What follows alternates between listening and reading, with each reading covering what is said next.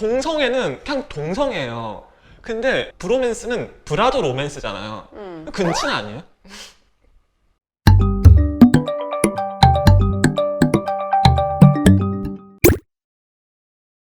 K-팝과 퀴어 문화에 대해서 어떻게 조금 쉽게 전달을 할 수 있을까에 대한 고민을 굉장히 많이 했었는데요. 이번 프로그램에서는 K-팝을 둘러싼 이제 약간 퀴어들의 은어, 퀴어한 요소들을 표현하는 은어들을 좀 준비해서 그 키워드를 이야기하고 설명하는 식으로 좀 얘기를 하면은 K-팝과 퀴어 문화에 대해서 조금 더 편하게 이야기할 수 있지 않을까. 지옥이지만 빠져들고 싶은 지옥. 사실 저희가 이 퀴어 베이팅 얘기를 하면은 또 이렇게 자연스러운 흐름으로 안 넘어갈 수가 없는 게 RPS. 맞아요. 왜냐면 사실 이제 이 RPS는 비래퍼도 비래퍼도 아니고 퀴어 베이팅도 아니지만 뭔가 한국 그 K-팝 아이돌 문화의 어떤 퀴어함의 그 어느 한쪽 극단 약간 사실은 또 되게 가슴이 아픈 거는 심지어 이 가수들도 이 RPS의 존재를 알고 있는 경우가 많고 그리고 기획사에서 이거를 되게 어떤 전략으로 이용하기도 하는데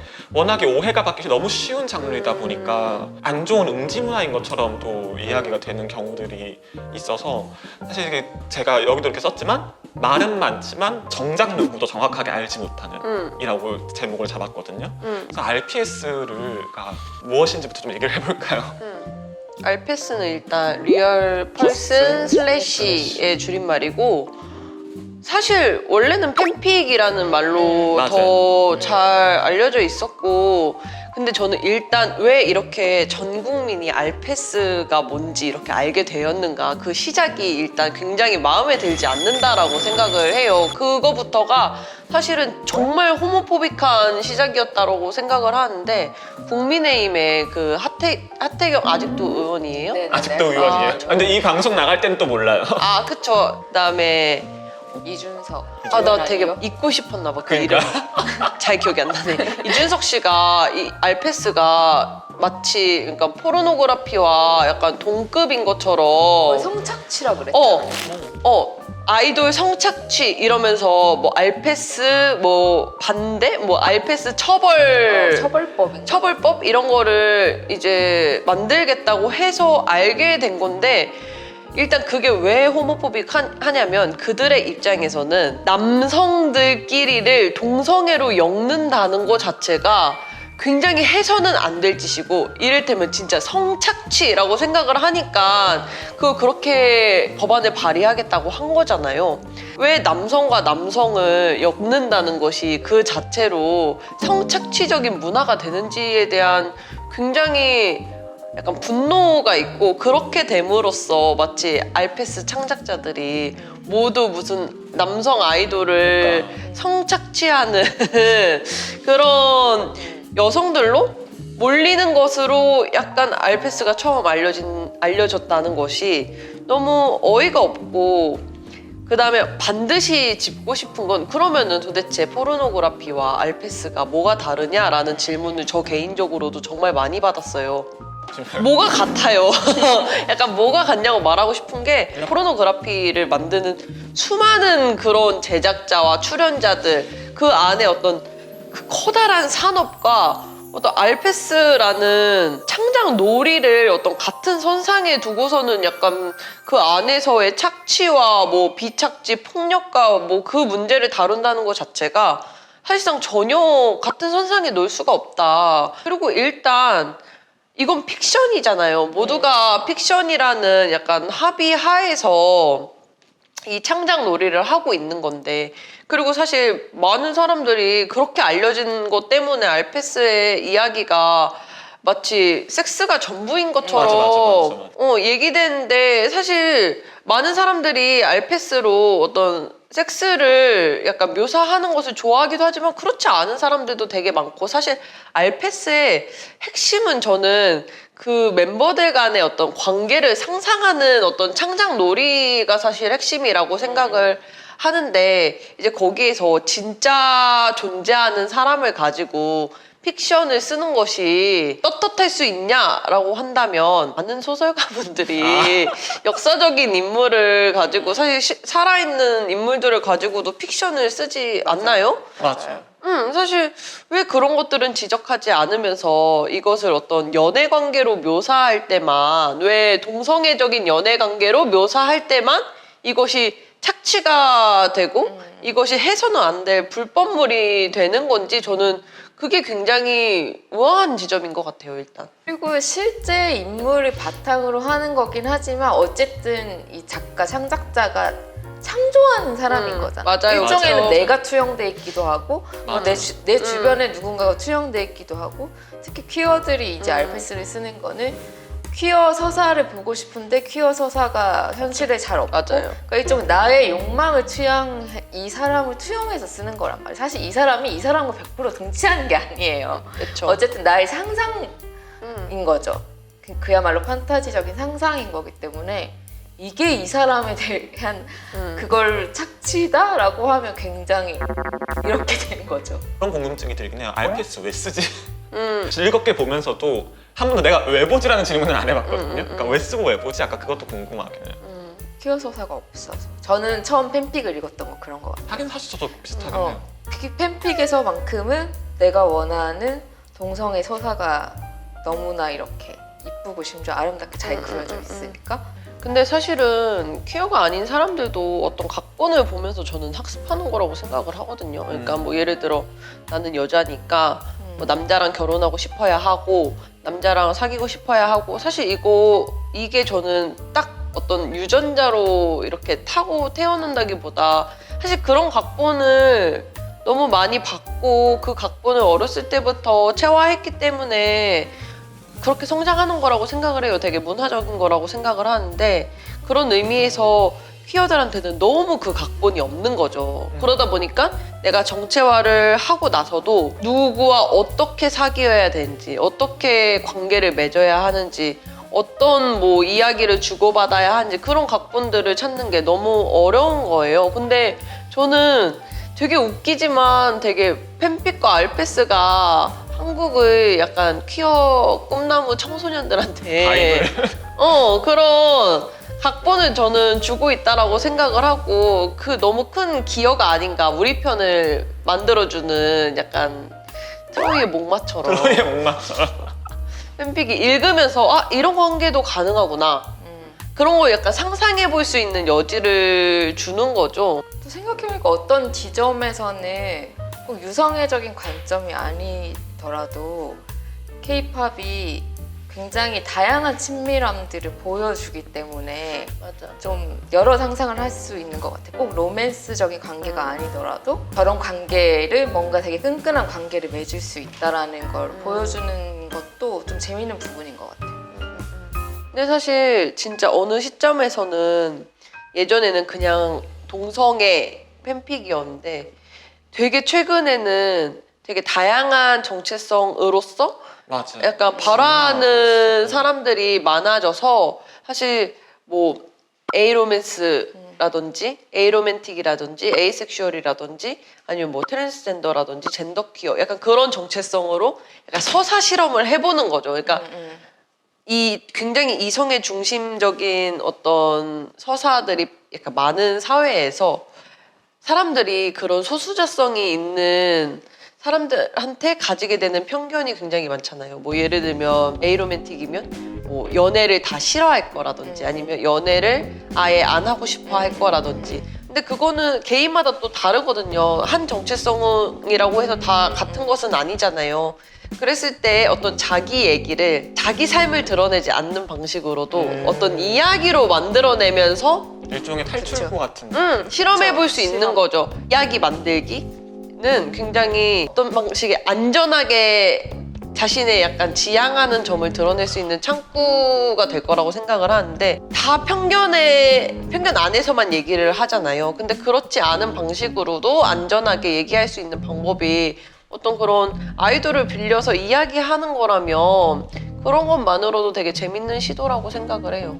맞아요. 뭐 팬픽이 되게 다른 소설이나 이런 것과 뭐가 다르냐라고 했을 때 이미 캐릭터 빌딩이 다 공동체 안에 되어 있기 때문에 구구절절 설명을 구구절절 이 캐릭터 빌딩부터 시작할 필요가 없다라는 거예요. 그러니까 관계로 그냥 바로 돌입해도 되니까 간행본 소설 같은 경우에는 이 캐릭터를 설득하고 이 캐릭터의 어떤 배경 설명을 하기 위해 되게 많은 부분을 할애해야 하잖아요. 근데 약간 알페스나 이제 팬픽은 장르적으로 약간 그럴 필요가 없다라는. 아까도 얘기했지만 RPS 자체도 정말 너무 이 보이그룹과 걸그룹을 나눠서 그들의 친밀함을 어떤 퍼포먼스로서나 아니면 어떤 팬 서비스로서 보여주는 이 문화, 그들이 서로에게 친밀함을 어떤 공유하는 문화 속에서 너무나 비계퍼 비래퍼가 태동할 수밖에 없는 그 토양이 있는데, 그게 한 발 더 나아가 RPS가 되었는데 한 번 그 어떤 식의 영역이 퀴어하게 문화가 형성이 되니까 다른 어떤 퀴어 정체성들도 비교적 편안하게 이 안으로 진입을 해서 뭔가 계속 실험을 해나가는 게, 그리고 사실 이제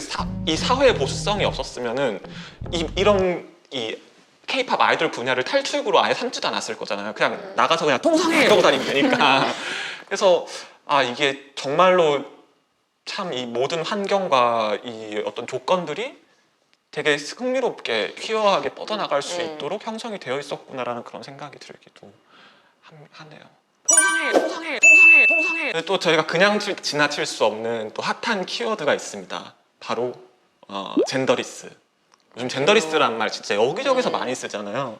근데 한편으로는 저희가 이 설문을 돌렸을 때도 왜 젠더가 없다 그러느냐 이런 사람도 있고, 그리고 그냥 뭐 조금 자기네들 보기에 모호하면 다 젠더리스라고 하는 것 같다 이런 분들도 계셨었어요. 그래서 사실 이게 젠더리스가 저도 궁금하긴 하거든요. 이게 실제로 뭔가 용례가 있는 말인가 아니면 그냥 스킨십처럼 그냥 K 잉글리시인가 되게 궁금하긴 했어요. 없는 말은 아닌 것 같아요. 영어에도 있는 말이긴 한데, 근데 저는 그냥 한국에서는 지금 문제인 게 그냥 저는 이게 일종의 패션 용어처럼 되어버린 게 문제가 아닌가라고 생각을 하거든요. 젠더리스란 용어가 약간 논바이너리 당사자들이나 이런 사람들이 자신을 표현할 때 젠더가 없는 사람, 젠더의 구분에 이제 상관하지 않는 사람이라는 의미로 원래 얘기를 했었는데, 이상하게 한국에서는 약간 그런 진짜 그냥 젠더가 모호할 때 쓰거나 그러니까 딱 누가 봤을 때 특히나 이제 스타일의 측면에 있어서 이게 여성의 스타일이야 남성의 스타일이야 이걸 모를 때 그냥 몰라 그냥 젠더리스 이렇게 해버리는 이게 굉장히 어떤 그런 보여지는 데에만 좀 집중해서 쓰이고 있는 것 같아요. 그러니까 남자인지 여자인지 헷갈린다. 뭐 약간 이런 방식으로만 쓰이다 보니까 사실 그래서 생기는 문제는 약간 실존하고 있는 어떤 논바이너리나 젠더퀴어 당사자들 있잖아요. 근데 논바이너리라는 정체성이나 젠더퀴어라는 정체성은 단순히 약간 보여지는 데 국한된 정체성이 아니잖아요.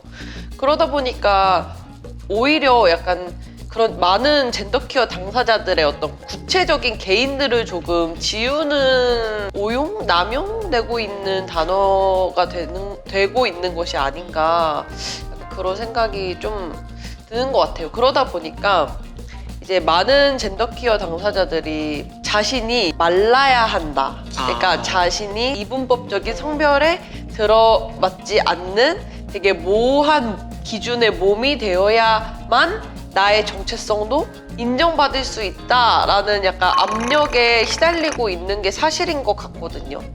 그래서 저는 어떤 젠더리스라는 말 자체가 그런 보여지는 데 국한되어서 약간 얘기되어지는 것에 불편함이 있기는 해요.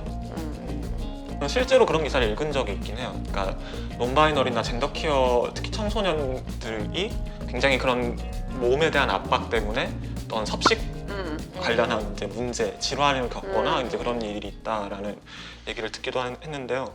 근데 한편으로는 또 그런 주장을 할 수도 있을 것 같아요. 누군가는 어쨌든 K-팝은 컨텐츠이자 퍼포먼스고 보여져야지만이 인식될 수 있는 무언가인데 사실 그럴 경우에는 그냥 보이는 것을 중심으로 K-팝에서는 결국 젠더리스를 얘기할 수밖에 없는 것인가? 막 그런 얘기를 또 궁금증이 들 수도 있을 것 같거든요. 저는 K-팝에서 요즘 특히 젠더리스를 많이 얘기하는데 그런 시도들이 나쁘다고 생각하진 않아요. 실제로 어떤 면에서는 약간 젠더의 경계를 좀 허무는, 약간 젠더의 경계를 오가는 그런 도전들도 하는 측면도 분명히 있다라고 생각하고, 그런 부분에서 저도 오 저런 걸 한다고? 라고 생각했던 적도 있어요. 그래서 그런 부분들은 좋은데 그 어느 순간 이런 용어도 좀 계속 의미가 약간 바뀐다고 해야 되나? 좀 의미가 약간 원래 의미와 달리 좀 퇴색됐다고 해야 되나? 지금은 훨씬 진짜 그런 외형적인 측면에서 약간 패션 용어로서 더 많이 쓰이는 것 같아서 그런 부분에 대해서 좀 우려가 있는 것 같아요. 그리고 어떤 의미에서 우리가 막 여성적이다, 남성적이다, 사실 특히 기사들이 그런 식으로 약간 수식을 막 많이 듣지. 예를 들면 막 상남자, 아, 뭔지 알죠? 그런 식의 굉장히 성별 이분법적인 수식어들을 칭찬으로 많이 붙였었잖아요. 근데 가끔 그런 생각도 해요. 이렇게 젠더리스한 뭐 이런 걸 쓸 때 그거 말고 다른 수사 방법을 아직 몰라서 남용하시나? 약간 그냥 일단 여성적이라고 칭찬하기도 뭐하고 뭐 남자답다고 칭찬하기도 뭐할 때 요즘 그런 거 하면 걸려 막 이러잖아. 했을 때 막 젠더리스한 매력 약간 그런 뭐가 있어 보이고 이렇게 그냥 생각 안 하고 쓰는 사람들도 되게 많은 것 같다? 라는 생각이 들어요. 사실 사람들이 이렇게만 얘기하면 또 젠더리스가 뭐냐, 나는 그런 거 보지도 못했다라고 할 수도 있을 것 같아서 되게 나중에 이분에 대한 이야기를 또 할 일이 있을 것 같긴 한데, 역시 선구자라고 하면은 최근에는 태민 씨가 아닌가 생각이 들기도 해요. 아무래도 그 당시 이제 태민이 젠더리스한 컨셉을 잡고 이제 컴백을 했었던 것이 굉장히 화제가 됐었던 이유는 많은 남자 아이돌들이 그런 소년미를 자랑하던 그 시기가 지나가며 남자 되려고 그러죠. 보통 막 남자가 됐다 이런 식으로 단계를 밟아갔었는데 이제 태민은 그런 남자가 된다라는 단계 밟기를 어떻게 보면 거부하고 사실상 이전에는 전혀 선택지가 아니었던 어떤 젠더리스라는 어떤 선택을 함으로써 더 그 당시에 엄청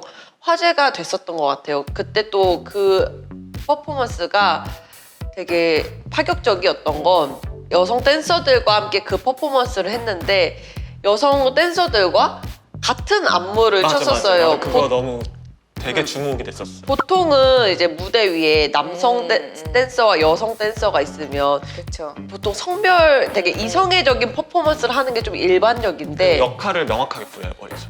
근데 이제 여성 댄서도 이제 태민도 어떤 특정한 어떤 성별적인 수행을 하지 않고 춤을 췄다라는 데에서 그것이 굉장히 어떤 획기적인 시도였다라고 그 당시에 굉장히 각광을 받았었던 것 같아요. 그리고 실제로 이제 인터뷰에서 태민이 이번 컨셉은 젠더리스를 지향한다라고 얘기했을 때 아마 그게 거의 K-팝 아이돌한테서 인터뷰에서 처음 나온 젠더리스라는 용어였고 그게 아마 2017년 정도였는데 그 사실 그렇게 옛날이 아닌데 왜 그 전까지는 그런 선택지들이 없었는지 모르지만 그런 점에서 사실은 굉장히 그 당시에 엄청 신선했죠. 뭔가 남자 아이돌이 이제 성장했을 때 남자가 아닌 선택지도 있구나라는 것을 보여줬다는 점에서 저도 그 시도는 굉장히 의미가 있다고 생각하고 저도 되게 그 퍼포먼스를 좋아하고 약간 그런 의미에서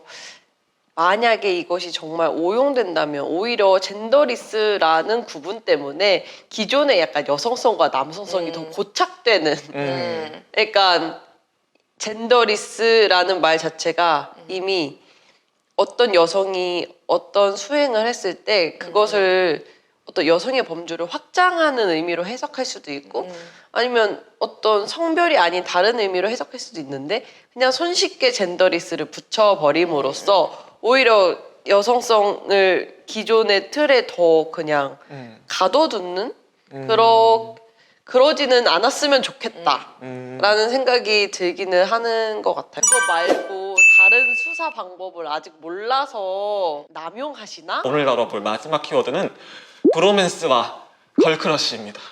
네, 할 말 많으실 것 같은데요. 저는 브로맨스랑 걸크러쉬는 퀴어 베이팅이 아니라 퀴어 지우기인 것 같아요. 퀴어를 지우는 단어. 완전 지우는 단어죠. 완전 지우는 단어죠. 걸크러쉬라는 말도 사실 원래 이제 영어잖아요. 크러쉬라는 말이 누군가한테 마음이 있다. 반하다. 반하다라는 뜻이고 걸크러쉬는 여자한테. 그래서 레즈비언들이 많이 쓰는 말이었는데 언젠가 한국에 들어와서 이 걸크러쉬가 그냥 약간 센 언니한테 맞아. 그냥 갖다 붙이는 말이 되어서 맞아요. 그리고 사실 한국에서 여자들이 좋아할 것 같은 센 언니한테 이제 걸크러쉬를 많이 쓰는데 거기서 완전히 레즈비언의 맥락을 지워버린 거잖아요. 마치 동성이 동성을 그렇게 멋있다고 하는 것은 그냥 동경의 범주이다라고서는 너무 뻔하지 않아요? 그러니까 너 존경과 사랑을 헷갈린 거야. 그러니까요. 그런 식으로. 그런 의미로 걸크러쉬에서 진짜 말 그대로 진짜 여자가 여자를 정말 좋아한다라는 맥락은 그냥 다 지운 채로 사용하고 있는 것 같아요, 한국에서는. 약간 걸크러쉬 하면 진짜 외국에서는 크리스틴 스튜어트 같이 어떤 레즈력이라고 해야 되나요? 레즈 파워를 정말 낭낭하게 이렇게 뿌리시는 분들한테 쓰는데 그리고 여자라고 무슨 되게 멋있고 센 언니들만 좋아하는 것도 맞아. 이 여자의 맞아. 취향도 되게 넓다고요. 맞아. 귀여운 사람들 좋아하고 맞아. 되게 여러 여자들을 좋아하는데 꼭 무슨 그렇게 세고 멋있어야만 여자들이 여자를 좋아하는 것처럼. 그리고 뭔가 기존에 이제 설명하지 못했던 어떤 여성들, 뭐 예를 들어 뭐 스포츠를 하는 여성이라든지 아니면 어떤 전문직 종사자라든지 그런 좀 약간 파워가 있다고 여겨지는 역할에 있는 여성들한테도 그냥 아무 생각 없이 걸크러쉬라고 쓰는 것 같아요. 나한테도 정말 황당한 뭐 하는지 알아요? 예전에 그 독일 총리 있잖아요, 앙겔라 미르켈. 걸크러쉬. 그 사람한테도 걸크러쉬라고 누가 기사에 썼어. 나 진짜 어이가 없어가지고. 물론 그를 좋아하는 사람이 있을 수도 있죠. 그가 시기되는 사람이 있을 수도 있는데. 근데 걸크러쉬가 이제 그렇게 쓰이고 있고 또 브로맨스는 사실 너무 웃긴 게 이건 진짜 정말 그 K 잉글리시 없잖아요, 외국에 이 용어가. 그냥 근데 누가 만들었는지도 나 이거 너무 궁금하긴 하고 이 사람의 사상도 너무 궁금해. 그러니까 생각해보면은 브로맨스. 동성애는 그냥 동성애예요. 근데 브로맨스는 브라더 로맨스잖아요. 근친 아니에요? 맞죠? 브라더 로맨스. 그러니까. 근데 이런 용어를 그럼 한국에밖에 없어요? 아니 외국에 써요. 쓰긴 써요? 써. 쓰긴 써. 그 왜 셜록 홈즈 아. 나왔을 때 브로맨스로 큐어베이팅 한다 뭐 이런 얘기도 나오긴 했었어. 근데 되게 기자들이 퀴어 용어를 되게 잘 안다. 잘 아는데 왜 그렇게 수입은 되게 근데 잘해오네요? 퀴어라는 말 쓰기가 싫은 거지. 그러니까. 그러니까 퀴어나 성소유자, 뭐 게이, 동성애자라는 말을 쓰기 싫은데 브로맨스라는 말은 왠지 수용이 될 것 같으니까. 로맨스고 브로들 간의 로맨스. 그리고 뭔가 뭐 어떻게 좀 표현하면 뭐 우정일 수도 있고 뭐 이런 식으로 포장할 수 있을 것 같으니까. 그리고 저는 그런 것도 있다고 생각해요. 그러니까 신세계 돌풍 불었을 때 사실 신세계가 그 어쨌든 그 장르 영화로서의 그 어떤 그 작품성을 보고 좋아했던 사람들도 있겠지만 또 한편으로는 그 이정재와 황정민을 그렇게 엮으면서 끈적끈적한 그 2차 창작을 하면서 이제 막 맞아. 특히 일본에서 그게 되게 흥했다고 하더라고요. 흥행도 흥행이지만 어떤 하나의 현상이자 인기몰이를 했던 그런 게 있잖아요. 그냥 남자 둘이 있어 이렇게 했을 때 안 볼 것 같거든요. 그러니까 둘을 어떻게든 엮여가지고 어떻게든 그쵸. 끈적한 걸 만들어가지고 그걸 할 수 있는 그 케미와 분위기가 형성이 된 관계여야지 계속 볼 것 같거든요. 우정의 관계를 넘어서는 어떤 케미라고 했을 때 거기는 이미 거기는 성애까지는 아니더라도 어떤 사랑에 가까운 무언가가 이미 관계 안에 개입되어 있어야 되는데 죽어도 그걸 인정하기 싫은 거야 사실. 그러니까 그거를 뭐 퀴어베이팅이라고도 안 하고 뭐 그런 2차 창작이 있는 것도 그냥 얘기 안 하고 그냥 브로맨스. 진짜 희한한 용어인 것 같아요. 브로맨스. 브로맨스. 브라더끼리 로맨스. 그냥 게이잖아요. 그게 맞는 그런 이제 게이잖아 그러면 그냥 브라더 로맨스. 남자들끼리의 로맨스. 그냥 그러니까 사실 그런데 멜로인데. 그러니까 그건 거예요. 아까 말했듯이 그러니까 동성애란 말은 죽어도 쓰기 싫은 거지. 그러니까 이 장르를 멜로라고 분류하기가 싫은 것 같아요. 그러니까 멜로라고 분류해버리면 게이가 되는 거잖아요. 맞아. 그러니까 딱 그거야. 그들의 관계가 거의 멜로 수준까지 갔는데 다들 아마 이게 멜로 장르라는 걸 인지하고 있을 거예요. 근데 멜로라고 말할 수 없으니까 브로맨스라는 사실 브로맨스도 그런 용어가 원래 아니었는데 수입을 또 해와가지고 약간 못 알아듣겠지라고 하면서 쓰는. 그러니까 멜로가 약간 정말 끈적끈적하다면 로맨스는 그것보단 좀 가벼워 보이니까 그걸 그냥 브라더랑 붙여가지고 이렇게 만들어버린 게 아닌가? 그런 추측이 들긴 해요. 그냥 퀴어 지우개 동성애라는 말을 죽어도 쓰기 싫어서 그냥 만든 말이다. 왜 그 말이 쓰기 싫을까? 싫으니까. 싫으니까. 그냥 싫으니까. 아, 금기시되어 그들이요. 있으니까. 그들을 이해하려면 이해할 수 없잖아요. 그 심보는 이해할 수 없어. 하지만 그냥 쓰기 싫은 거지. 브로맨스, 브라더끼리 로맨스. 그냥 게이잖아요. 이 이야기가 자연스럽게 클로징으로 이제 또 흘러 들어온 것 같아요. 결론적으로 그러면 저희 이제 프로그램을 시작할 때 하지 못했던 질문과 답을 좀 해봐야 될 것 같은데요. 어떻게 생각하십니까? K-팝, 아이돌 문화, 퀴어합니까? 하기도 하고 안 하기도 하고 아직 갈 길이 멀다. 아직 조금 더 나아가야 된다. 아니 근데 이렇게 우리가 지금 몇 시간 동안 대화를 했는데 퀴어하지 않은데 이렇게 몇 시간 동안 대화를 할 수 있나? 라는 생각이 들기는 그러니까 퀴어하니까 얘기를 한 거지. 해요. 약간 적극적으로 나는 나의 길을 간다. 계속 오독을 한다. 계속 오독을 한다. 어. 오독은 아니면 실제로 있어. 있을 수 있지만 어쨌든 퀴어하게 계속 해석한다. 누군가 오독이라고 말해도 상관없다 나는. 아 대쪽 같은 분이시네. 그럼요. 나의 갈 길에. 세뇌한다. 저는 사실 이 프로그램을 준비하고 두 분께서 이제 많은 이야기를 해주시면서 좀 많이 배웠던 것 같아요. 사실 자신이 없었거든요. 그러니까 K-팝 아이돌 문화에 퀴어함이 있다고 말을 할 수 있을까? 라고 누가 나한테 질문을 하면은 잘 모르겠어 라고 생각할 것 같아요. 왜냐면 제가 그 안에서 보고 있는 어떤 그 퀴어함들이 그 K-팝 문화 안에 누구도 그것이 확실히 그런 것이라고 말을 해준 적이 없으니까 저도 혼란스러운 거죠. 근데 이렇게 장르와 한 문화를 둘러싼 어떤 한 공동의 정체성을 가진 집단에서 그와 관련된 말들을 이렇게까지 많이 만들어냈고 그 말들 안에 그렇게 많은 역사와 사례와 어떤 그 이야기들과 콘텐츠들이 있고 라고 하면은, 그리고 아까 말씀하셨던 것처럼 문화는 그 창작자 혼자 만드는 것이 아니라 팬들이 같이 만들어 나가는 거잖아요. 그래서 그렇게 생각을 한다면 사실은 저는 이제 약간 이 프로그램을 하면서 생각이 좀 바뀐 것 같아요. 확실하게 말을 할 수 있어요. K-팝 퀴어합니다. 그게 안 되면 이런 말들이 있을 수도 없고 이 말들을 통해서 그런 많은 문화를 만들어냈을 수도 없고, 아이돌 그룹으로서 어떤 존재하는 이들의 어떤 그 존재 조건이 의도하건 의도치 않건 간에 특히나 이 한국 사회 안에서 퀴어함으로 빠질 수밖에 없는 조건이었구나, 이제 그 생각이 확실하게 지금은 드는 것 같아요. 사실 해석의 전쟁 중이라고 생각해요.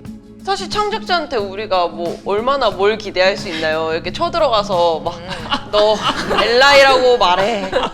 무지개 흔들어. 흔들어. 사실은 그냥 해석들이 난무하는 게 사실 팬덤이죠. 그랬을 때 나는 왜 이게 이성애로 해석하는 것만이 줄여야 하지? 너 퀴어로 해석하는 거 얘기가 더 많아졌으면 좋겠어. 하면 그냥 퀴어로 해석하면 되는 거 아닌가라는 생각이 들어요. 맞아요. 저희가 어쨌든 또 K-팝을 이야기하는 사람이고 또 아이돌 문화에 대해서 분석을 하는 사람들이기도 하지만 다들 팬이잖아요, 사실. 바라는 게 있을 것 같아요, 창작자나 아니면 아티스트에게. 혹시 그런 게 있으시다면은 살짝 얘기를 해주시고. 저는 약간 일단은 그 아티스트를 둘러싼 환경들 사실 지금 없는 게 아니라고 생각을 해요. 그 안에서 되게 다양한 정체성을 가지고 일하는 사람들이 소수여도 있을 거예요. 근데 저는 그러니까 다른 사람들이 막 엘라이 되줬으면 좋겠다 이거에 앞서서 그 사람들이 좀 자기 얘기를 꺼낼 수 있는 좀 안전한 환경으로 바뀌었으면 좋겠어요. 뭐 예를 들어 뭐 저는 정말 엠버의 팬이기도 한데 이제 여성스럽지 않다는 이유로 어느 예능에 가든 맞아. 자신이 남자 이상형이 있다라는 것을 증명해야 되는 환경. 그래서 머리 기를 생각 없냐라는 질문, 왜 그런 질문들이 나와야 하는지 모르겠어요. 그러니까 엠버의 정체성은 알 수 없지만 그냥 여성스럽지 않은 외형을 가지고 있다는 것만으로도 계속 이성애자, 나는 이성애자이며 언제든 머리를 기를 의향이 있고 머리를 자른 것은 정말 특수한 목적이 있기 때문이다를 왜 그렇게 많은 곳에서 반복적으로 이야기를 해야 하는지 지금 다시 봐도 너무 폭력적인 상황들이거든요. 적어도 그러니까 누가 더 엘라이가 되어줘, 뭐 누가 진짜 뭐 퀴어를 지지해줬으면 좋겠어. 그 앞서서 이미 존재하고 있을 혹은 이미 자기 표현을 하고 있는 사람들만이어도 좀 공격을 받지 않았으면 좋겠어요. 일단 좀 공격을 받지 않았으면 좋겠어요. 그게 사실 창작자한테 바란다기보다 이 산업 자체에 조금 바라게 되는 면들인 것 같아요. 맞아요. 한국 사회가 전반적으로 변해야 되는 것 같고 팬덤도 변해야 되는 것 같고 맞아. 좀 더 퀴어 친화적으로 그래야지 그런 아티스트나 뭐 기획자나 창작자들이 뭐 당사자인 사람들이나 뭐 아니면 지지자인 엘라인인 사람들도 목소리를 낼 수 있을 것 같고 그렇지만 또 어느 정도 낼 수 있는 환경이나 위치가 된 사람들은 좀 내줬으면 좋겠어요. 맞아요. 이제는 맞아. 좀 내줬으면 좋겠고 언터처블인 사람들.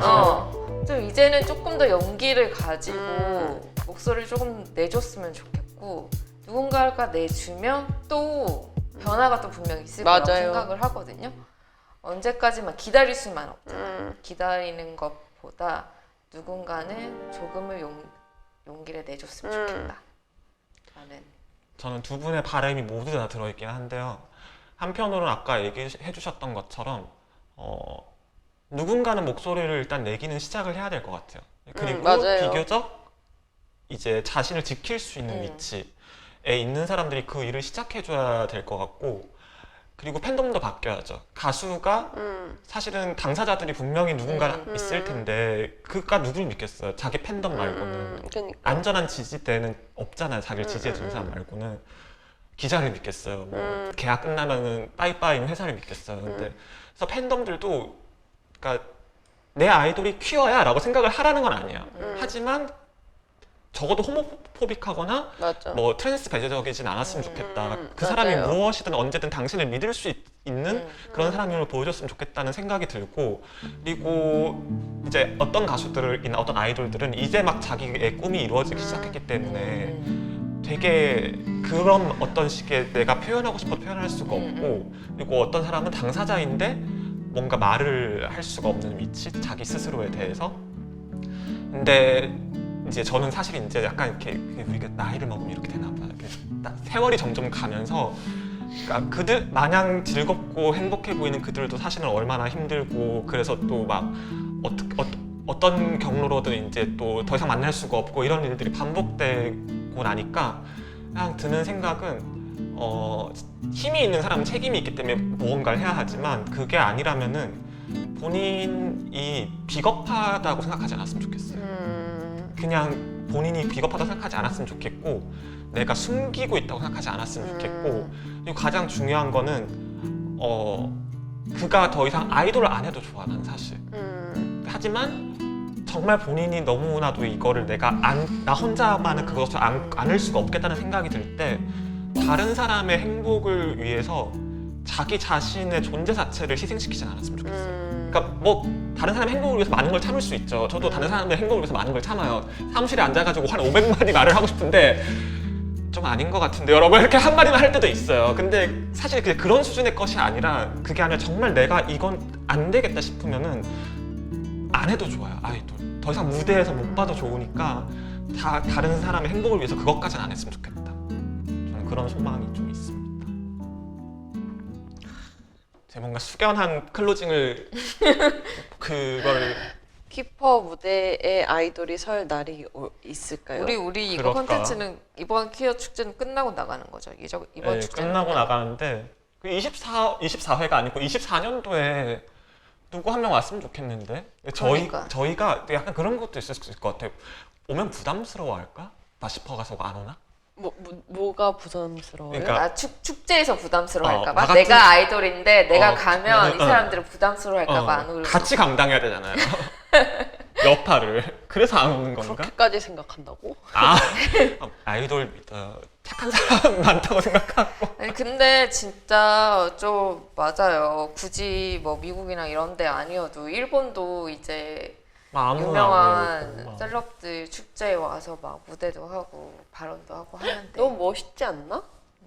한국에서도 좀 이제 봤으면 좋겠다. 너 엘라이라고 말해. 무지개 흔들어. 흔들어. 네, 저희가 그래서 오늘 키워드를 중심으로 K-팝과 그리고 퀴어 문화에 대해서 좀 이야기를 나눠봤는데요. 또 두 분의 전문가 분들께 이제 지식을 이제 들으면서 이제 K-팝이 얼마나 퀴어하고 그 안에 어떤 식의 문화적인 역동이 있는지를 뭐 알아보고 이건 이런 말이 있는데 무슨 뜻이고 이런 말이 있는데 이건 좀 안 좋고 이런 거를 알아가는 것도 되게 좋긴 한데 그리고 이것이 K-팝의 어떤 퀴어함을 이제 알아갈 수 있는 방법이기도 한데 하지만 이제 이거를 정말 또 직접적으로 우리가 이렇게 딱 느낄 수 있는 방법 중에 하나는 실제로 K-팝을 사랑하고 좋아하는 어떤 그 퀴어 페미니스트들의 이야기를 들어보는 것이라고 생각을 해요. 그리고 마침 저희가 그런 자리를 마련을 했습니다.